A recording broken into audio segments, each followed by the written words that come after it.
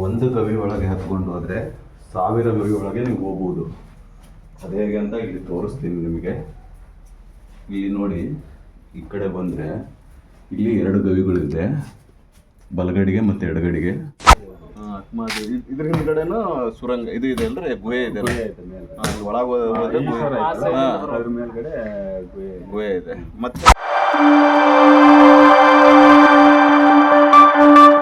ನಮಸ್ಕಾರ, welcome back to my YouTube channel.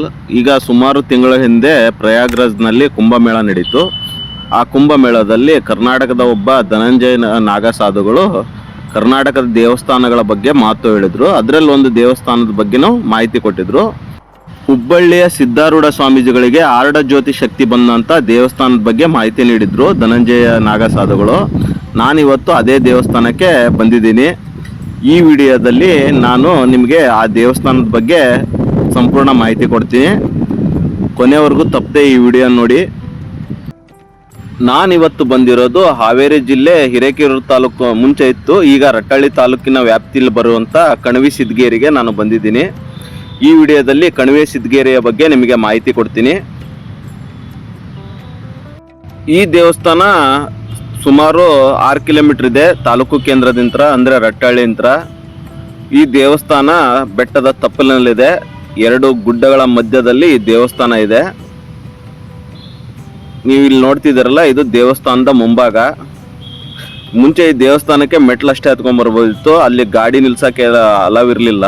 ಅಂದರೆ ಈಗೆಲ್ಲ ರೀಸೆಂಟಾಗಿ ಅಲ್ಲಿ ಪಾರ್ಕಿಂಗ್ ವ್ಯವಸ್ಥೆ ಎಲ್ಲ ಮಾಡಿದ್ದಾರೆ. ಇದು ದೇವಸ್ಥಾನದ ಮುಂಭಾಗ. ಈಗ ನಾವು ದೇವಸ್ಥಾನದ ಒಳಗೆ ಹೋಗ್ತಿದ್ದೀನಿ. ದೇವಸ್ಥಾನದ ಒಳಗೆ ಹೋಗೋಕ್ಕಿಂತ ಮುಂಚೆ ದೇವಸ್ಥಾನದ ಎಡಭಾಗದಲ್ಲಿ ಒಂದು ಶಿವನ ಸ್ಟ್ಯಾಚು ಇದೆ. ಅಲ್ಲಿ ಕೈ ಮುಕ್ಕೊಂಡು ದೇವಸ್ಥಾನದ ಒಳಗೆ ಹೋಗ್ಬೇಕು.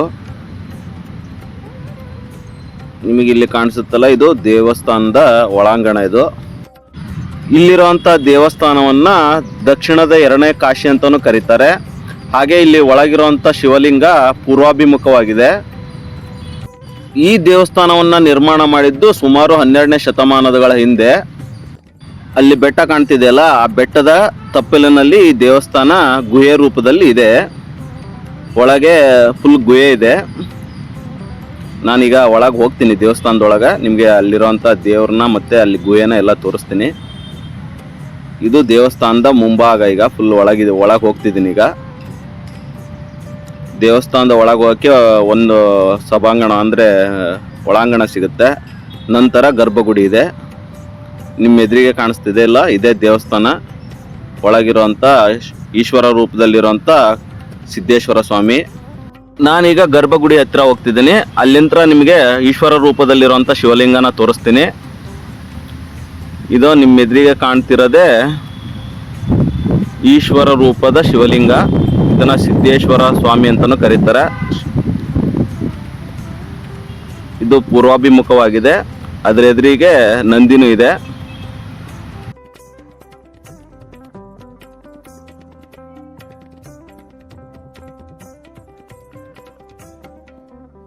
ಎಲ್ಲ ದೇವಸ್ಥಾನಗಳಲ್ಲೂ ಶಿವನ ಮುಂದೆ ನಂದಿ ಇರುತ್ತೆ. ಹಾಗೆ ಈ ದೇವಸ್ಥಾನದಲ್ಲೂ ನಂದಿ ಇದೆ. ಇಲ್ಲಿ ನೋಡಿ, ನಿಮ್ಮ ಎದುರಿಗೆ ಕಾಣಿಸುತ್ತೆ.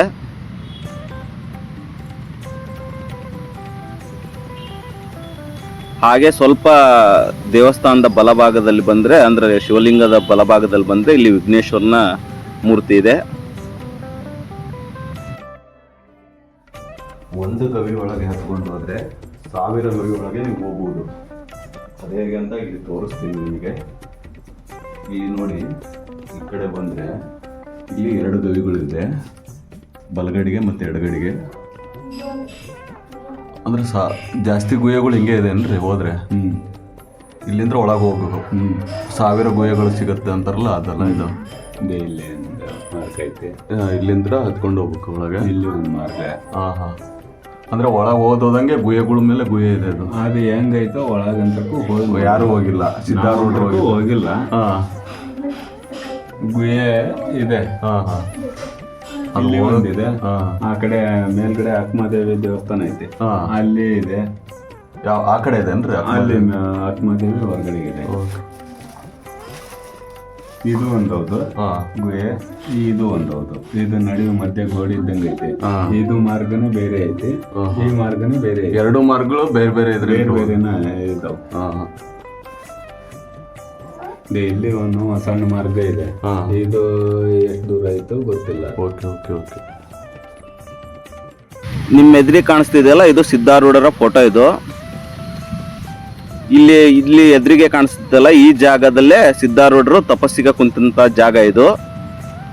ಈ ಸ್ಥಳದಲ್ಲಿಯೇ ಸಿದ್ಧಾರೂಢರಿಗೆ ಆರ್ಡ ಜ್ಯೋತಿ ಶಕ್ತಿ ಬಂದಂತ ಜಾಗ ಇದು. ಅಲ್ಲಿ ನೋಡಿ ಬೋರ್ಡ್ ಹಾಕಿದ್ದಾರೆ, ಸಿದ್ಧಾರೂಢ ಗದ್ದಿಗೆ ಅಂತ ಹಾಕಿದ್ದಾರೆ. ಈ ದೇವಸ್ಥಾನಕ್ಕೆ ಇನ್ನೊಂದು ವಿಶೇಷತೆ ಏನಪ್ಪಾ ಅಂತಂದ್ರೆ, ದೇವಸ್ಥಾನದ ಎದುರಿಗೆ ಒಂದು ಬೆಟ್ಟ ಇದೆ, ಸುಮಾರು 1.5 ಕಿಲೋಮೀಟರ್ ಎತ್ತರದ ಬೆಟ್ಟ. ಆ ಬೆಟ್ಟದ ಮೇಲೆ ಪ್ರತಿ ವರ್ಷ ಕಾರ್ತಿಕೋತ್ಸವದಲ್ಲಿ ದೀಪ ಹಚ್ತಾರೆ.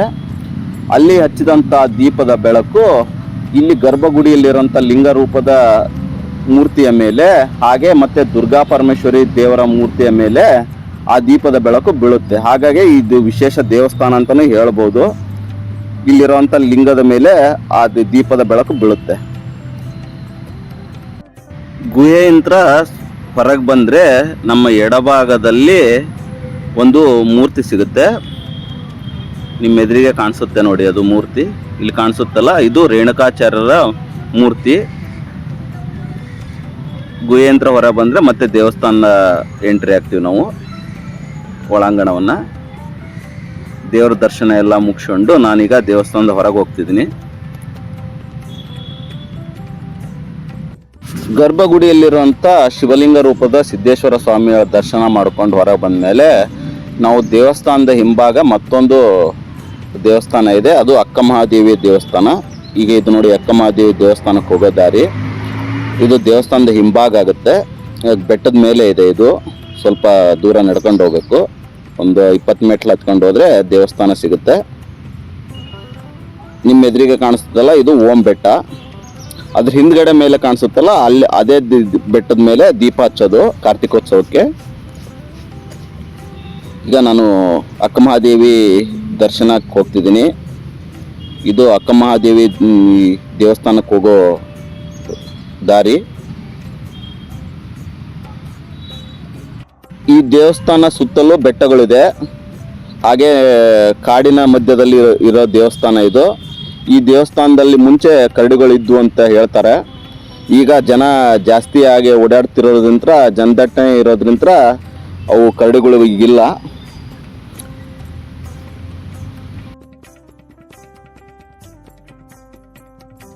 ನಿಮ್ಮ ಎದುರಿಗೆ ಕಾಣಿಸುತ್ತಲ್ಲ, ಇದೇ ಅಕ್ಕಮಹಾದೇವಿಯ ಮೂರ್ತಿ.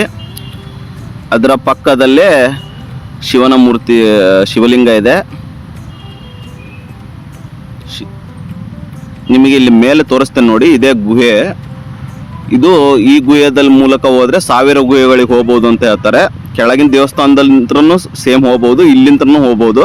ಬಟ್ ಇಲ್ಲಿವರೆಗೆ ಯಾರು ಹೋಗಿಲ್ಲ, ಸಿದ್ಧಾರೂಢರು ಹೋಗಿದ್ದಾರೆ ಅಂತ ಹೇಳ್ತಾರೆ ಅಷ್ಟೇ.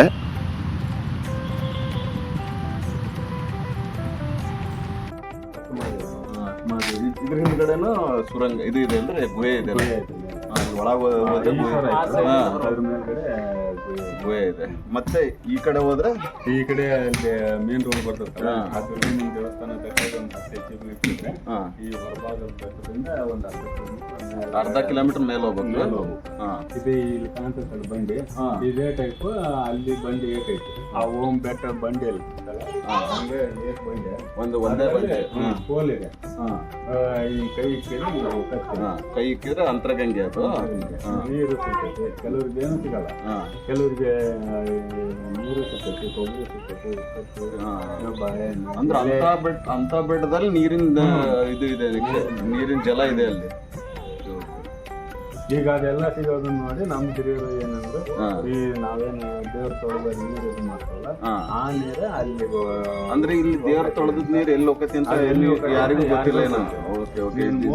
ಮಾಡಿ ಅಲ್ಲೇ ಬಿಡುವ ದೇವ್ರ ಮೇಲೆ ನೀವು ಪೂಜೆ ಮಾಡಿ ಅಭಿಷೇಕ ಮಾಡಿ ನೀರ್ ಎಲ್ಲಿ ಹೋಗತ್ತೆ ಅಂತ ಯಾರಿಗೂ ಗೊತ್ತಿಲ್ಲ ಇನ್ನಾದ್ರೂ ಅದು. ಅದಕ್ಕೇನು ಸಪರೇಟ್ ಆಗಿ ಇಲ್ಲಿ ಆದ್ರೆ ಅದು ಬೆಟ್ಟದ ಮೇಲೆ ಹೋಗತ್ತೆ ಅನ್ನೋದು ನಮ್ಮ ಪೂರ್ವಜರಿಂದ ಅದು ನಾವು ಪೂಜೆ ಮಾಡಿದ್ದ ಅಲ್ಲಿ ಪತ್ರಿ, ಹೂವು, ಕಾಯಿ, ಕೊಬ್ಬರಿ ಸಿಗ್ಬೇಕು ಅಂದ್ರೆ ಇದೇ ನೀರು ಅಲ್ಲಿ ಹೋಗತ್ತೆ ಅಂತ. ಅದೇ ಇಲ್ಲಿ ನೀರು ದೇವ್ರ ಅಭಿಷೇಕ ಮಾಡಿದ ನೀರು ಅಲ್ಲಿ ಬೆಟ್ಟದ ಮೇಲೆ ಹೋಗ್ಬೇಕು ಅಂತ ಹೇಳ್ತಾರೆ ಹಿರಿಯರು. ಈಗ ಇಲ್ಲಿಗಿಂತ ಹೈಟ್ ಕಟ್ಟದ, ಆದ್ರೆ ಅಷ್ಟು ನೀರು ಅಲ್ಲಿ ಹೋಗುತ್ತೆ ಅಂತ ಎಲ್ಲರದು. ಈಗ ಇಲ್ಲಿ ಕೆಳಗಡೆ ಅಂತ ಎಲ್ಲಿ ಹರಿದದ್ದು ಗುರ್ತಿಲ್ಲ ಅದು ನಿಮಗೂ ಗೊತ್ತಿಲ್ಲ. ಯಾಕಂದ್ರೆ ನಾವು ಈಗ ಬೋರ್ ಮೋಟರ್ ಚಾಲು ಮಾಡಿದ್ವಲ್ಲ ಬಾವಿ, ಅವಾಗ ಪಡೆದಲ್ಲೇ ಸೇರ್ಕೊಂಡ್ಬರ್ತಿದ್ರು, ಸ್ವಲ್ಪ ಹಾಕ್ತಿದ್ರು, ಅಲ್ಲೇ ಕಲ್ಲು ಹಿಂಗ್ಬೋದು. ಈಗ ಒಂದೊಂದ್ ದಿನ ಪೂರ್ತಿ ಮೋಟರ್ ಚಾಲು ಮಾಡಿಬಿಟ್ಟಿದ್ರು. ಆದ್ರೆ ಎಲ್ಲಿ ಹೋಗತ್ತೆ ಅಂತ ಗೊತ್ತಿಲ್ಲ ನೀರು ಇಲ್ಲಿವರೆಗೂ. ಈಗ ಇಷ್ಟು ಮಳೆ ಆಗೈತೆ, ತಂಪೈತೆ, ಕೊನೆಗೆ ಒಂದಿನ ಇಂಥವನ್ನೇ ಬರೋದಿದ್ದಾಗ ಆದ್ರೂ ನೆಲ ಒಣಗೈತೆ. ಈಗ ಎಲ್ಲರ ನೀರು ಬರ್ತಿದ್ದಾದ್ರೂ ಗೊತ್ತಾಗತ್ತೆ ಸುತ್ತಮುತ್ತ, ಎಲ್ಲಿ ಏನು ಕಾಣಲ್ಲ, ಎಲ್ಲಿ ಹೋಗತ್ತೆ ಒಟ್ಟು ಅದೇ ಅಲ್ಲಿ ಹೋಗುತ್ತೆ ಅಂತ ಹಿರಿಯರು ಹೇಳಿದ್ರು ಕಾಲದಿಂದ. ಅಲ್ಲೇ ಈಗ ನಮ್ಮ ಅಜ್ಜಾರ ನಮ್ಮ ಅಪ್ಪಾರಿಗೆ ಹೇಳಿದ್ರ, ನಮ್ಮ ಅಪ್ಪಾರ ನಮಗೆ ಹೇಳಿದ್ರ, ಹಂಗೆ ಹೇಳ್ಕೊಂತ ಹೋಗದ. ನಾನೀಗ ಅಕ್ಕ ಮಹಾದೇವಿ ದರ್ಶನ ಮಾಡಿಕೊಂಡು ಈಗ ಅಂತರಗಂಗೆ ಹೋಗ್ತಿದ್ದೀನಿ. ನಿಮಗೆ ಅಂತರಗಂಗೆ ಬಗ್ಗೆ ಮಾಹಿತಿ ಕೊಡ್ತೀನಿ.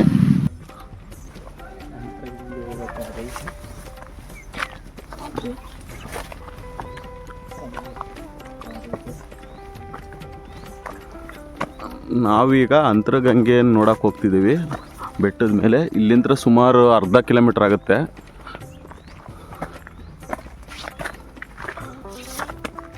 ಬೆಟ್ಟದ ಮೇಲೆ ನೀರು ಸಿಗುತ್ತೆ, ನೀರಿನ ಮೂಲ ಇದೆ ಇಲ್ಲಿ. ನಾವೀಗ ಬಂದಿರೋದು ಅಂತರಗಂಗೆ ದೇವಸ್ಥಾನ ಅಂದರೆ ಗರ್ಭಗುಡಿಂದ ಸುಮಾರು 500 ಮೀಟ್ರ್ ಎತ್ತರದಲ್ಲಿದೆ. ನೋಡಿ ಇಲ್ಲಿ ಬೆಟ್ಟ ಇದೆಯಲ್ಲ, ಮೇಲೆ ಬೆಟ್ಟದ ಮೇಲೆ ಇರೋದು ಅಂತರಗಂಗೆ. ಅಲ್ಲಿ ಒಂದು ವೈಟ್ ಕಲರ್ ಬಣ್ಣ ಹೊಡೆದಿದ್ದೆಯಲ್ಲ, ಹಾಗೂ ಅಲ್ಲಿ ಸಣ್ಣದು ಚಿಕ್ಕದು ಹೋಲ್ ಕಾಣಿಸುತ್ತಲ್ಲ, ಅದರಲ್ಲೇ ಅಂತರಗಂಗೆ ನೀರು ಬರುತ್ತೆ. ಅಂದರೆ ದೇವಸ್ಥಾನದ ಕೆಳಗಿಂತ ಮೇಲೆ ಬರುತ್ತೆ ಅಂತ ಹೇಳ್ತಾರೆ. ಅದು ಇಂಥ ಬೆಟ್ಟದಲ್ಲಿ ಈ ನೀರಿನ ಮೂಲ ಇದೆ.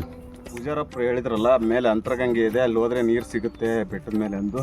ಇಲ್ಲೇ ಗುಹೆ, ಇಲ್ಲಿ ಸಣ್ಣದು ನೀರಿಂದು ಕೊಳ ಇದ್ದಂಗಿದೆ. ಬನ್ನಿ ತೋರಿಸ್ತೀನಿ.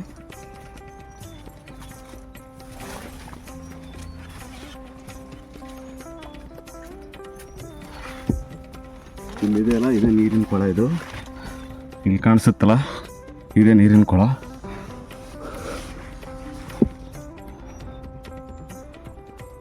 ಅಂತರಗಂಗೆ, ಈ ಅಂತರಗಂಗೆ ಇದು ಬೆಟ್ಟದ ಮೇಲೆ ಸುಮಾರು 500-600 ಮೀಟರ್ ಮೇಲೆ ಬೆಟ್ಟ ಇದೆ. ಇದು ದೇವಸ್ಥಾನದಿಂದ. ಇಲ್ಲಿರೋಂಥ ನೀರು ದೇವಸ್ಥಾನದಲ್ಲಿ ಮಾಡಿರೋಂಥ ಅಭಿಷೇಕ ಇರುತ್ತಲ್ಲ, ಆ ಅಭಿಷೇಕದ ನೀರು ಇಲ್ಲಿ ಬರುತ್ತೆ ಅಂತ ಹೇಳ್ತಾರೆ. ಹಿಂದಿನ ಕಾಲದಿಂದ ಹಾಗೆ ಹೇಳ್ಕೊಂಬಂದಿದ್ದಾರೆ. ಅಂದರೆ ಅಲ್ಲಿ ದೇವರ ಮೇಲೆ ಅಭಿಷೇಕ ಅಥವಾ ದೇವ್ರಿಗೆ ನೈವೇದ್ಯ ಮಾಡಿದ್ದು, ಅಲ್ಲಿ ಏನೇ ಮಾಡಿದ್ರು ದೇವ್ರ ಹರಿದು ಬರುತ್ತಲ್ಲ, ಆ ನೀರು ಇಲ್ಲಿ ಬಂದು ಶೇಖರಣೆ ಆಗುತ್ತೆ ಅಂತ ಹೇಳ್ತಾರೆ. ಅಂದರೆ 500 ಮೆಟ್ರ್ ಎತ್ತರಕ್ಕೆ ಅಪ್ಪಾಗುತ್ತೆ ಅಂತ ಹೇಳ್ತಾರೆ. ಅದು ಹಿಂದಿನ ಕಾಲದಿಂದ ಹೇಳ್ಕೊಂಬಂದಿದ್ದು. ಹಾಗಾಗಿ ಒಂದು ನಂಬಿಕೆ ಅದು. ಈಗ ದೇವಸ್ಥಾನದ ಮುಂಭಾಗದಲ್ಲಿರುವಂಥ ಬೆಟ್ಟಕ್ಕೆ ಬಂದಿದ್ದೀನಿ. ಅಲ್ಲಿಂದ ನಿಮಗೆ ಕಣವಿ ಸಿದ್ದೇಶ್ವರ ದೇವಸ್ಥಾನನ ತೋರಿಸ್ತೀನಿ. ನೋಡಿ, ಇನ್ನೊಂದು ಬೆಟ್ಟದಿಂದ ಕಣವಿ ಸಿದ್ದೇಶ್ವರ ದೇವಸ್ಥಾನ ಹೀಗೆ ಕಾಣಿಸುತ್ತೆ. ಇಲ್ಲಿ ನೋಡಿ, ಅಲ್ಲಿ ಕಾಣ್ತಿರೋದು ಕಣವಿ ಸಿದ್ದೇಶ್ವರ ದೇವಸ್ಥಾನ, ಅದ್ರ ಹಿಂದ್ಗಡೆ ಇರೋದು ಬೆಟ್ಟ. ಇದೆಲ್ಲ ವೆಸ್ಟರ್ನ್ ಘಾಟ್ಸ್ ಹೋಗಿ ಸೇರುತ್ತೆ ಬೆಟ್ಟ. ಇದೇ ಸರಣಿ ಹಿಂಗೆ ಕಂಟಿನ್ಯೂ ಆಗಿ ಹೋಗಿ ಮುಂದೆ ಹೋಗಿ ಶಿಕಾರಿಪುರದಿಂದ ಶಿವಮೊಗ್ಗ ಕನೆಕ್ಟ್ ಆಗುತ್ತೆ. ಈ ಬೆಟ್ಟದ ಸಾಲುಗಳು ಹಾಗೆ ಇದೆ.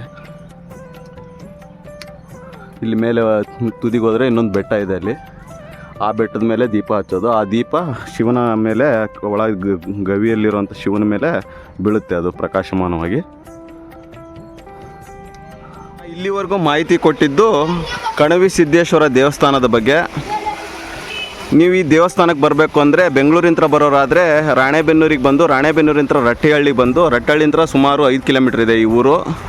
ಹಾಗೆ ಶಿಕಾರಿಪುರದಿಂದ ಬರೋರಾದರೆ ರಟ್ಟಹಳ್ಳಿಗೆ ಬಂದು, ರಟ್ಟಹಳ್ಳಿಂತ್ರನೂ ಬರ್ಬೋದು. ಹಾವೇರಿ ಕಡೆಯಿಂದ ಬರೋರಾದರೆ ನೀವು ಹಿರೇಕೆರೂರು ಬಂದು, ಹಿರೇಕೆರೂರಿನಿಂದ ರಟ್ಟಹಳ್ಳಿಗೆ ಬಂದು ಅಲ್ಲಿಂದ ನೀವು ಇಲ್ಲಿ ಬರ್ಬೋದು. ಈ ವಿಡಿಯೋ ಇಷ್ಟ ಆದರೆ ದಯವಿಟ್ಟು ಸಬ್ಸ್ಕ್ರೈಬ್ ಮಾಡಿ, ಹಾಗೆ ಲೈಕ್ ಮಾಡಿ. ಎಲ್ಲರಿಗೂ ಒಳ್ಳೆಯದಾಗಲಿ ಅಂತ ನನ್ನ ಈ ವಿಡಿಯೋನ ಮುಗಿಸ್ತಿದ್ದೀನಿ.